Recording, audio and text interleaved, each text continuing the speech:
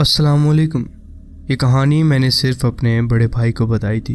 एक बार रात को जब वो मेरे पास बैठा था और मैं ठीक नहीं था, मतलब अंदर से टूटा हुआ था, डर से नहीं, उस चीज़ से जो देखी थी।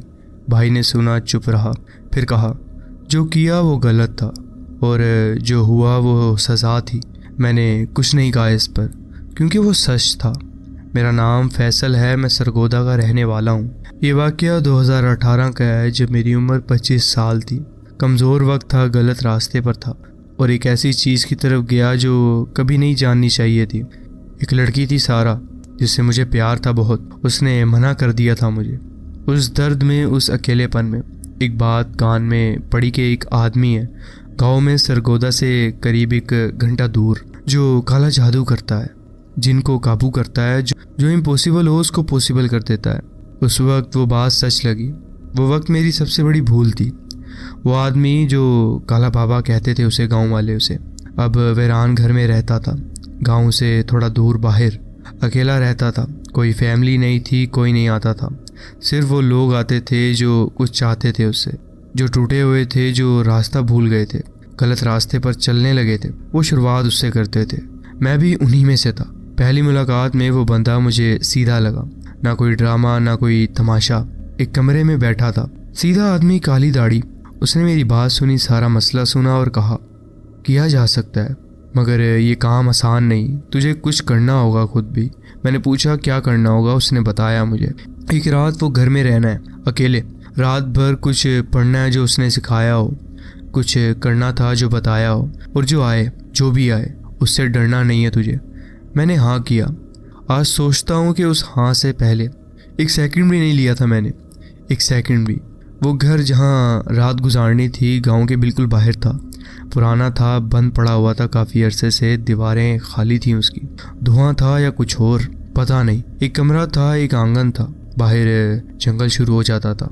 वो भाभी ने अंदर ले जाके एक जगह दिखाई, बीच वाले कमरे में, और कहा कि वहाँ बैठना है, रात भर उठना नहीं है, बाहर नहीं जाना, और जो भी आवाज़ है, जो भी हो, वही पढ़ाई जारी रखनी है जो मैं बताऊँगा। मैंने पूछा, अगर डरा तो? मैंने पूछा उससे ये। उसने सीधा मेरी आंखों में देखा। डरे तो समझ जाओ कि तुम कमज़ोर हो और फिर तुझे तू नहीं, वो कंट्रोल करेगा। ये सुन के डर आया था, मगर सारा का चेहरा याद आया और डर चला गया वापस। गलत था, ये सब गलत था, मगर उस वक्त पता नहीं था मुझे। रात आई और वो बाबा चला गया।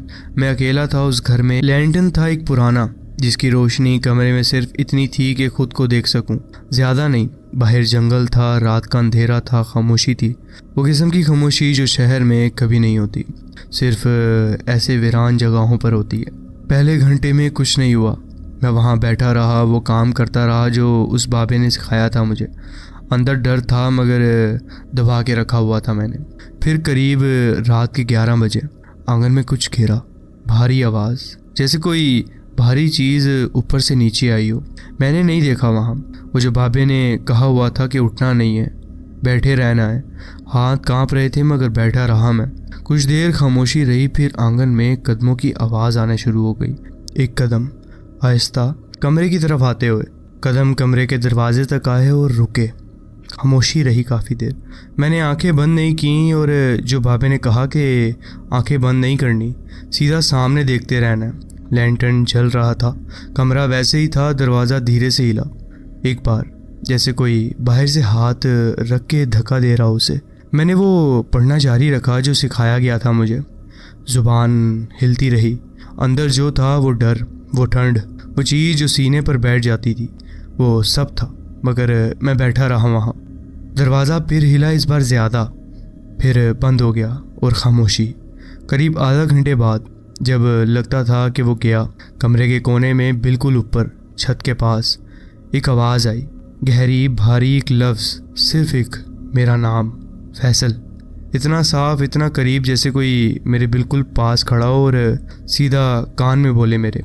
मगर कमरे में कोई नहीं था, कोना खाली था। मैंने वो पढ़ना बंद नहीं किया जो बाबे ने बताया था। हाथ कांप रहे थे, आंखें भर आई थी, डर से या कुछ और था, मगर मैंने जारी रखा ये काम। फिर खामोशी पूरी रात, और कुछ नहीं हुआ। सुबह वो बाबा आया, उसने मेरा चेहरा देखा। आया था कोई, उसने कहा। सवाल नहीं था, बात थी। मैंने कहा हाँ। वो मुस्कुराया और वो मुस्कान मुझे आज भी अजीब लगती है जब याद करता हूँ। मतलब मान गया, अब काम होगा। घर आया, अम्मी का चेहरा देखा। कहाँ था रात भर पूरी तू? मैंने कोई बहाना बना दिया उन्हें और सो गया। नींद पूरी की अपनी। अगले 3 दिन नॉर्मल रहे। मैंने सोचा जो हुआ सो हुआ, आगे देखो। सारा का ख्याल था, उम्मीद थी। चौथे दिन सुबह किचन में अम्मी ने बात की मुझसे और मैं वापस अपने कमरे में आया। कमरे में घुसा तो एक चीज़ थी जो पहले नहीं थी। शेल्फ पर जो किताब थी सीधी रखी हुई थी, वो ज़मीन पर थी, अब खुली हुई एक पेज पर। और उस पेज पर जो बिल्कुल ब्लैंक था, एक लफ्ज़ लिखा हुआ था सीधा काले पेन से। मेरी हैंड राइटिंग नहीं थी वो लफ्ज़ था आ। कोई कमरे में नहीं आया था मेरे वो सुबह सुबह। अम्मी किचन में थी, अबू बाहर गए हुए थे, कोई कमरे में था ही नहीं मेरे। मैंने किताब उठाई, सीधा देखा, काली रोशनी में वो ताज़ा अभी अभी लिखा गया हो जैसे आ। पेज को हाथ लगाया और वो स्याही थोड़ी सी उंगली पर आई मेरे। ताज़ा थी, बिल्कुल ताज़ा। किताब बंद थी, शेल्फ पर रखी हुई थी। कमरे से बाहर आया और अम्मी से कुछ कहा नहीं मैंने, मगर अंदर से जो चीज़ थी वो डर नहीं था, वो कुछ और था। जैसे कोई था जो मुझे सुनता था, जो मुझे जानता था, जो मेरे घर में था। उस रात पहली चीज़ हुई घर में। रात के करीब 12 बजे सब सो रहे थे। मैंने अपने कमरे में सोना चाहता था कि बाहर से, घर के बाहर से, छत की तरफ से कुछ घेरा, भारी, एकदम से, जैसे वो आवाज़ जो वो काले बाबे के घर में आंगन में आई थी, बिल्कुल वैसे ही अब मेरे घर के बाहर से आ रही थी। मगर ये मेरा घर था। अब्बू उठे, मैंने सुना उन्हें बाहर जाते हुए। उन्होंने देखा और वापस आए और कहा कुछ नहीं है बाहर। सो गए वापस। मैं नहीं सोया। काफ़ी देर छत देखता रहा, खामोशी रही। फिर करीब रात के 1 बजे कमरे में बिल्कुल ऊपर छत के पास वाले कोने में वो आवाज़ आई। वही गहरी आवाज़, वही भारीपन। मेरा नाम नहीं लिया इस बार, सिर्फ सांस ली, एक लंबी गहरी सांस, बिल्कुल मेरे कमरे में। वो भावे के पास गया अगले दिन में, सीधा बताया। उसने सुना और बीच में कुछ नहीं बोला। और जब मैंने अपनी बात पूरी कंप्लीट की तो उसने कहा घर आ गया है वो तुम्हारे। मैंने कहा मतलब तेरे घर में है अब। उसने कहा यही होना था, यही प्रोसेस है, अब काम होगा। मगर ये घर में मेरी अम्मी अब्बू हैं, उन्हें कुछ नहीं होगा। उसने कहा सिर्फ तुझे सुनाई देंगी, सिर्फ तुझे दिखाई देगा, बाकी के लिए कुछ नहीं है वो। मैंने उस वक्त यकीन कर लिया। सबसे बड़ी गलती थी मेरी ये शायद। अगली 3 रातें एक एक करके आईं और हर रात पहले से ज़्यादा खौफनाक थी मेरे लिए। दूसरी रात शेल्फ की सारी किताबें ज़मीन पर थीं और सुबह के वक्त एक एक और सीधी, कोई बेतरतीब नहीं गिरी हुई थी। वो ऐसे थीं जैसे वहाँ से उठा के किसी ने नीचे रख दी गई हों। अम्मी ने देखा और पूछा ये क्या है, ये क्या हुआ? मैंने कहा शायद मैंने ही रख दी हैं नींद में। झूठ था, मगर क्या कहता मैं। तीसरी रात के करीब 2 बजे कमरे का दरवाज़ा खुला और अंदर से मैंने लॉक भी किया हुआ था, जबकि मैंने खुद लगाया था लॉक, मुझे याद है अच्छी तरह। मगर खुला धीरे धीरे और हाल की खामोशी अंदर आई। मैं बैठा रहा बिस्तर पर, सीधा दरवाजे को देखा। कोई नहीं था बाहर, हाल खाली था। दरवाज़ा आधा खुला हुआ था काफ़ी देर से, फिर बंद हो गया खुद। लोग अपनी जगह पे था, जैसे कुछ हुआ ही ना हो उसे, मगर हुआ था। मैंने देखा था। चौथी रात, और ये वो रात है जो मैं कभी भूल ही नहीं सकता। चौथी रात के 12:15 बजे बिल्कुल एकदम से कमरे में एक भारी प्रेजेंस आई। वो फीलिंग जो डिस्क्राइब करना मुश्किल है। जैसे हवा बदल जाती है, जैसे कमरे का वेट बढ़ जाता है, जैसे कुछ अंदर आ गया हो जो अंदर नहीं होना चाहिए। आंखें खोली, अंधेरा था और रात थी, और कमरे के कोने में, वही कोना छत के पास, कुछ था। पहली बार सिर्फ शेप नहीं थी, पहली बार बिल्कुल सीधा दिख रहा था वो मुझे। लंबा फिगर था, इतना लंबा कि छत से लगता था। वो सिर्फ मुझे कालेपन की शेप में नज़र आ रहा था। आंखें थीं, 2 चीज़ें चमकती, और कमरे के अंधेरे में एक जगह टिकी हुई थी। वो थी मेरी तरफ। वो सीधा मुझे देख रहा था, हिल नहीं रहा था, कुछ नहीं कर रहा था, सिर्फ देख रहा था मुझे। मैंने कलमा पढ़ा, धीरे से ज़ुबान हिलती रही। वो वहीं था, और एक चीज़ जो मुझे अंदर तक हिला गई। कलमा पढ़ते वक्त वो एक कदम आगे आया, एक कदम, बस एक। मैंने ज़ोर से पढ़ा और पूरी आवाज़ से घर में गूंजा वो कलमा। अब्बू की आवाज़ आई दूसरे कमरे से, क्या हुआ? और उस एक सेकंड में, उस एक आवाज़ में वो वहाँ से गायब हो चुका था। कोना खाली था, बिल्कुल खाली। अब्बू दरवाजे पर आए। ठीक है, मैंने कहा। ख्वाब था शायद मेरा, और मैं सो गया। मगर मैं सोया नहीं था, मैंने अब्बू को दिखाना था कि मैं सो गया। सुबह वो बाबे के पास मैं दोबारा गया और कांपता हुआ चेहरा देख के वो समझ गया था। उसने पूछा, दिखा? मैंने कहा हाँ, आंखें थीं। मैंने सर हिला दिया और हाँ में जवाब दिया। वो बाबे की आंखों में कुछ था उस पल जो पहले नहीं था। वो बिल्कुल कॉन्फिडेंट बनता था हमेशा, मगर उस एक पल में कुछ और था, कुछ जो कॉन्फिडेंट नहीं था। ये प्रॉब्लम है, उसने कहा धीरे से। जब आंखें दिखती हैं मतलब वो काबू में नहीं आ रहा, मतलब वो तुझे देख रहा है मगर मेरे कहने पर नहीं चल रहा। वो काफ़ी देर खामोशी रही है सुन के। मैंने कहा मतलब, लेकिन जवाब का डर था। बाबे ने कहा मतलब ये काम मेरे हाथ से निकल रहा है। 3 दिन बाद वो बाबा एक और आदमी के साथ आया। बूढ़ा था, खामोश था, नाम नहीं बताया। दोनों घर में आए, पूरा घर देखा और हर कमरा देखा। बूढ़ा जो कि मेरे कमरे में काफ़ी देर खड़ा रहा, और कोने में वही वाला कोना, और उसने उसमें देख के कुछ पढ़ा। धीरे धीरे फिर वो बाबे को कुछ कहा जो मैंने नहीं सुना। बाहर आए और वो बाबे ने कहा, यार सुनो, जो तूने बुलाया वो हमारे लेवल का नहीं था। वो आया ज़रूर मगर उसे बंद करना हमारे बस की बात नहीं है। सीने में कुछ एकदम गिरा। क्या होगा? मैंने उससे यही पूछा। एक काम है, बूढ़े ने पहली बार बात की। आवाज़ बिल्कुल सीधी थी, कोई कांपती हुई आवाज़ नहीं थी उसकी। कोई ड्रामा नहीं था। जो चीज़ तूने शुरू की उसे सीधा बंद करना होगा, लेकिन इसके लिए तुझे वो सब छोड़ना होगा जिसके लिए तूने ये किया। जो ख्वाहिश थी सीधा वो पक्के इरादे से छोड़नी होगी, वरना उसे बंद करना मुश्किल है। सारा का ख्याल आया, वो चेहरा, वो दर्द जिसमें मैंने ये सब किया था। मैंने काफ़ी देर सोच के कहा ठीक है। बूढ़े ने मुझे देखा और कहा यकीन से। मैंने कहा हाँ, जो उन्होंने किया, जो प्रोसेस था वो मैं यहाँ नहीं लिखता। सिर्फ इतना है कि काफ़ी वक्त लगा उसमें, काफ़ी कुछ हुआ, और जब सब कुछ ख़त्म हुआ तो घर में वो चीज़ नहीं थी जो पहले थी। वो वेट नहीं था, वो प्रेजेंस नहीं थी। कमरा कमरा था, सिर्फ कमरा। मगर बूढ़े ने जाते वक्त एक बात कही, ये गया है मगर तेरी वो ख्वाहिश जो तूने छोड़ी है वो कभी पूरी मत करना, कभी किसी भी रास्ते से। ये दरवाज़ा एक बार खुला है, दोबारा मत खुलवाना। सारा से मैं दोबारा कभी नहीं मिला उसके बाद, कभी ख्वाहिश नहीं की शायद। वो दरवाज़ा बंद रहा। वो बाबे से भी फिर मैं कभी नहीं मिला, ना ढूंढा ना मिलना चाहा। वो रास्ता, वो घर, वो रात, वो छोड़ दिया। आज भी रात को कभी कभी जब कमरे में बिल्कुल खामोशी होती है, वो छत वाला कोना देखता हूँ एक बार और सीधा खाली होता है, और मैं सो जाता हूँ। मगर देखना बंद नहीं हुआ, और शायद होगा भी नहीं, क्योंकि जो आंखें एक बार वो चमकती चीज़ देख लें, वो आंखें हमेशा उस कोने को ढूंढती हैं अंधेरों में, रात को हमेशा। वो एक कदम आगे आया था, सिर्फ एक, और वो एक कदम आज भी याद है मुझे, जैसे वो अभी भी वहाँ हो, बस एक कदम दूर मुझसे।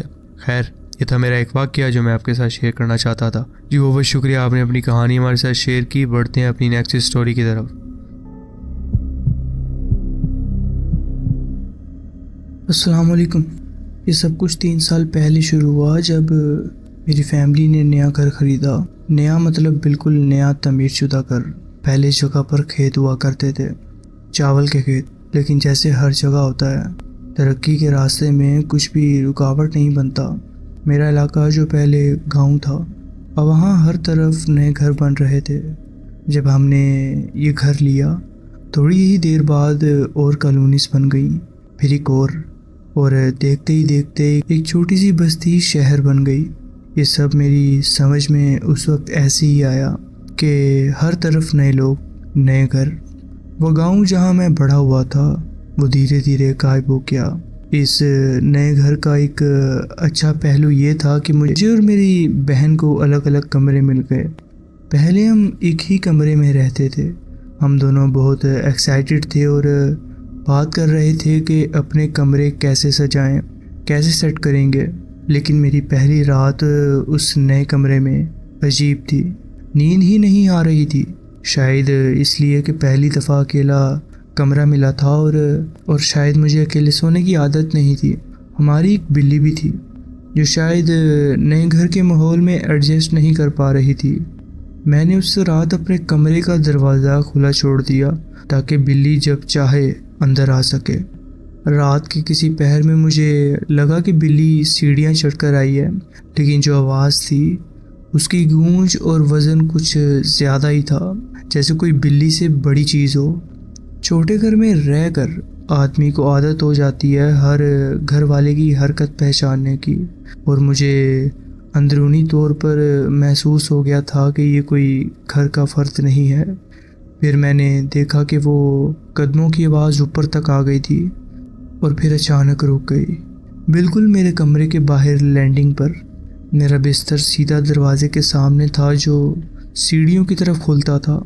अंधेरा था और मुझे लगा कि कोई मुझे अंधेरे में घूर रहा है। फिर अचानक मेरा ध्यान अलमारी की तरफ गया। अलमारी के डबल दरवाजे खुले हुए थे। मैंने सिर्फ अपने कोट्स के हाथों के आउटलाइंस देखी, लेकिन उससे ज़्यादा अंधेरा था, कुछ और नज़र नहीं आया। दिल में अजीब सी घबराहट थी।